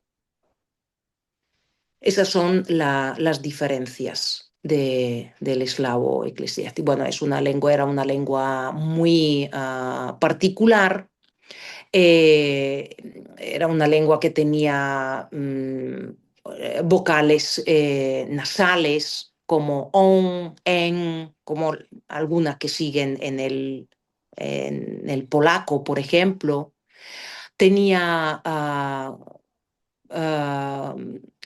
algunas combinaciones que se utilizaban que eran típicas como ra, la, grat, grad, glas, en vez de el ruso gorod o golos. Nosotros decimos grat, glas. Esa O no existe. O también una vocal que es la yat, que es, según los diferentes dialectos, se pronuncia de una forma diferente. Y una de las políticas de los rusófilos, sobre todo, fue introducir en Bulgaria un cambio ortográfico en el año 45, 1945, porque decían que precisamente estas letras, que son las más emblemáticas del búlgaro antiguo, eran propias de la burguesía. Y Ajá. entonces las Claro, porque llamaban esto se está burguesas. introduciendo ya en el contexto en el contexto socialista, ¿no? En el contexto Efectivamente. del Y gobierno de... entonces, de esta forma, ellos cortaron nuestros lazos con, con nuestra familia eslava meridional. Claro, Esto ha sido eh, una jugada política, una agresión a la lengua claro, tremenda. El propio sonido de la lengua ha cambiado claro. porque al suprimir había una al final de las palabras, que es la que hacía que las consonantes sonoras mantuvieran toda su sonoridad, como por ejemplo la palabra que tú has dicho antes, bog, bog, se pronunciaba bog, la g suena g, ahora decimos bok. Claro, Al no estar esa vocal al final, claro. ya la Claro, ensordecemos, ya decimos bok. la sonora final de posición Y ya no es lo se vuelve mismo, sorda, claro. Claro, ya, claro, ya la imagen de la lengua ha cambiado. Eso es lo que ha hecho, claro, lo que hace la política con la cultura, que es una claro, cosa también relacionada con el ruso, la guerra y lo que estábamos claro. hablando al principio. Y en cuanto a la eslavística, pues yo creo que hacen falta personas con amor hacia lo que hacen y con mucha Claro. motivación, Ah, porque eso es lo único que puede hacer que el interés se despierte hacia eso. hay aquí en el prólogo de uno de los pocos, y o creo que el único libro en lengua española sobre el antiguo eslavo eclesiástico, el antiguo búlgaro, publicado por Ediciones Lorqui de Salustio Alvarado, que Sí, es este de aquí, ¿no? sí. Eh, Está prologado por el catedrático de Filología Griega neotestamentaria Antonio Piñero, muy conocido, Ujú. y en un prólogo muy breve, sin embargo, expone una panorámica totalmente desoladora Sí. de la filología eslava, ¿no? Entonces, lo voy a leer rápidamente y quisiera que me comentara si estás de acuerdo con esta panorámica o la ves exagerada o era así hace un tiempo y está cambiando, no sé, o sea, ¿qué horizonte tendría la filología eslava española de acuerdo con esto que vamos a leer? Que ya digo, yo me imagino a Antonio Piñero escribiendo esto con lágrimas en los ojos, porque él es desolador. Porque bueno, dice así, ¿no? Dice, desde que a lo largo del siglo XIX se fueron consolidando los estudios de lingüística indoeuropea y de eslavística, el conocimiento del antiguo eslavo, especialmente en su forma más difundida, que es el antiguo búlgaro, ha suscitado especial interés entre los filólogos como representante más primitivo del grupo eslavo dentro del conjunto de las lenguas indoeuropeas. Dice, tal es así que abundan los manuales para su estudio en diversas lenguas del mundo, en inglés, en francés, en alemán, en italiano, en ruso, en búlgaro, en checo, en eslovaco, en polaco y así sucesivamente. Pero faltaba un manual universitario escrito en la segunda lengua del mundo en cuanto a extensión geográfica y número de hablantes, es decir, el español. Vacío que el presente libro, este de Salustio Alvarado, pretende llenar. Justo es reconocer que la presente publicación cuenta con algunos precedentes, el ilustre de, como el ilustre de ese el librito de 76 páginas que Antonio Tobar, el gran precursor de la eslavística en España, publicó en 1949 dentro de la colección Manual de Lingüística Indoeuropea y que sería reeditado en 1987.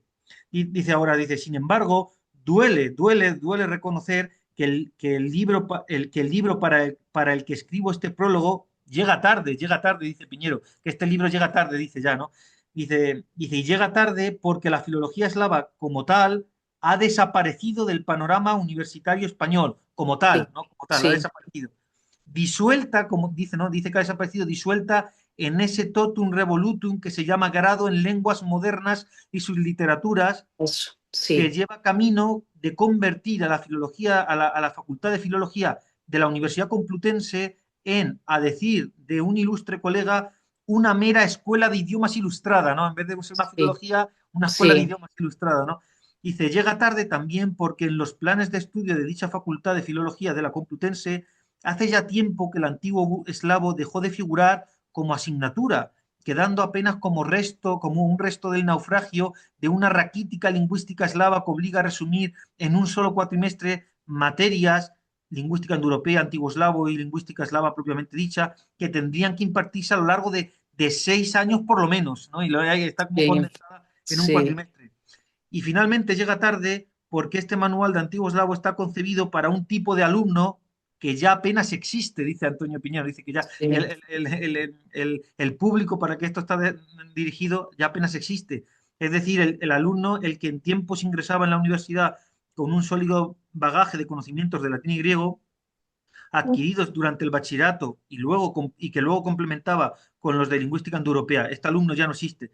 Dice, con todo, este libro, como otros tantos de su autor, permanecerá como un testimonio de lo que en el panorama universitario español la filología eslava, y esto también me parece durísimo, dice, de lo que en el panorama universitario español la filología eslava pudo haber sido, pero que por unas y otras, por unas y otras razones que en su día la historia juzgará, ¿no? Que sí, la historia juzgará, no permitieron que llegara nunca a ser. sí. Y bueno, y como un rayo de esperanza de que los estudios en la de su orientación más cisneriana algún día logren, como el ave fénix, renacer de sus cenizas. O sea que en definitiva dice que la filología eslava se está la facultad, los estudios de filología eslava se han convertido en una escuela en escuelas de idiomas Sí. ilustradas y que el alumno para que este tipo de asignaturas ya no existe, el alumno para que debería de estudiar este tipo de asignaturas ya no existe Sí. porque Pues mira, yo estoy muy de acuerdo con lo que dice, sí, porque es verdad, es un totum revolutum por contar de evitar lo que te decía yo, el término de filología, que parece que le asusta al alumno de hoy, a ese TikToker de mente completamente dispersa, le atrae más algo que supuestamente le resulta significativo, aunque detrás no haya mucho. La filología eslava en Granada le ocurre lo mismo. Le ocurre lo mismo porque, y yo creo que eso en cierto modo también es culpa de los propios profesores que componen esa filología, que deberían luchar porque éste exista en las mejores condiciones y con la mejor lógica posible. Ahí hay una división en que, por ejemplo, aquí tenemos una división en la que se lucha porque exista la rusística. Aquí no importa de dónde vienen los idiomas, aquí es importante tener a, a mis conocidos colocados y como hay muchos que son de ruso, da igual, no se presta atención a las demás lenguas que se supone que te las presentan como minoritarias. De acuerdo, el ruso es una gran lengua eslava, pero si tú quieres estudiar una filología, tienes que tener una perspectiva general. Y esa perspectiva general no puede ser estudiar cosas parciales. claro. Por ejemplo, la situación que tenemos aquí es que se estudia búlgaro 1 y al año siguiente no puedes continuar con búlgaro 2. Por ejemplo, entonces esto, las personas suelen ser prácticas y ellos quieren continuar unos estudios. Claro, Bueno, bueno, pues yo me nos quedo así un dicen poco que eso es desorientado escuchándote, claro. imposible, que eso no es posible hacerlo, que la organización académica funciona de esta manera. Bueno, y del eslavo antiguo, ¿qué quieres que te cuente? Allí eso es ya la superflor exótica de la universidad. Algunas personas se apuntan allí, me dice el profesor, porque dicen que le gusta cómo suena el nombre, pero no tienen ni idea de qué va la asignatura. Y ¿Llega a salir todos los años? ¿Llega a tener alumnos todos los años? ¿O hay sí, alguna? porque es una asignatura obligatoria. Aquí en la Ah, claro. Universidad de Granada es obligatoria. Y además, A lo mejor por eso se salva, ¿no? Por eso se salva, ¿no? por eso se salva, sí, por eso se Claro, salva. Pero que se estudia de forma muy superficial, claro, porque no, por la falta de tiempo más que por otra cosa, porque aquí el compañero que hay, pues se dedica de la mejor forma posible, pero claro. tampoco te dan la posibilidad de que puedas profundizar, que me da la impresión de que eso, profundizar en las materias no está de moda. Así que, No, absolutamente lo contrario, ¿no? Y esto, de sí, hecho, es extensible a otras filologías, así de manera anecdótica, ¿no? Cuento que en mi propia, ¿no? En mi propia experiencia tuve una de las anécdotas más tristes que puede tener alguien, ¿no? Que puede tener un estudiante interesado en estas cuestiones, y es que estudiaba en una de las universidades donde en el departamento de filología inglesa, yo no vengo de la filología inglesa, pero como me interesan las lenguas antiguas por esto de la lingüística indoeuropea y demás, me interesé por el inglés antiguo en un tiempo y bueno, sigo interesado y tal, pero en esa universidad había uno de los mayores especialistas en España en inglés antiguo, ¿no? Y yo me acuerdo que le escribí, concerté una cita con él, y fui a verle a su despacho. El hombre me atendió muy amablemente, incluso me regaló unos libros y tal, o sea, muy amablemente. Y claro, yo le venía a sugerirle que si me dejaba ir a sus clases de oyente, ¿no? De oyente, o sea, ya no sé, ni siquiera quería hacer examen, simplemente quería adquirir el conocimiento y ya está, ¿no? De oyente.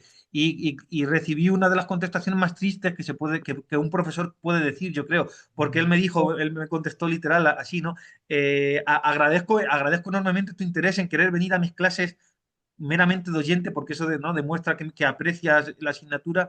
Dice, pero es que lamento decirte que la asignatura que me veo obligado a impartir es tan superficial que lo que tú vayas a aprender en mis clases va a ser tan mínimo que casi que sí, mejor aprende por tu cuenta con estos libros. Y me dio libros para aprender por mi cuenta, porque me dijo que no me recomendaba asistir a sus propias clases por el sí, panorama que había en las asignaturas, porque que sí, no se podía ver nada. Claro, sí. ese día volví a mi casa Ya ves, con desolado. depresión, con Claro. depresión. Claro, Sí, sí. imagínate, ¿no? Llego a tu aula, profesora, ¿no? Y te digo, déjame por favor asistir a tus aulas de dientes, y tú no es que no me quieras dejar, de hecho, queriéndome dejar me tienes que decir a lo mejor que no puedes, porque que no me conviene a mí asistir a tus clases porque no las puedes impartir como te gustaría y son tan superficiales que mejor no ir, Sí, ¿no? Eso sería sí, sí, tristísimo, ¿no? Como profesor decir algo así, ¿no? Como profesor decir algo sí, así, yo creo que es muy triste, ¿no? sí. Bueno, pues lamentablemente está la situación. Claro. Bueno, Gonzalo, pues nada, muchas Bueno, gracias bueno, pues dejarme contar un poco a los interesados de vuestro canal, un poco sobre la cultura de donde vengo y bueno, pues he estado encantada en hablar contigo.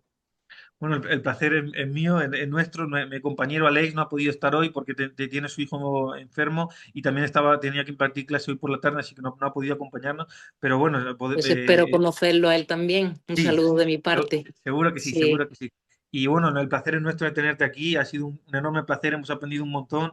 Yo y seguro que cualquier persona que escuche esto en diferido aprenderá un montón. Ha sido una clase realmente magistral. Entonces te lo Eso agradezco, espero. te lo agradezco muchísimo, A Liliana. vosotros. Muchas gracias por esa Gran- labor que hacéis. un gran placer y espero que nos podamos ver pronto en otra ocasión. Sí, Y muy bien, claro que muchas sí. gracias. A vosotros.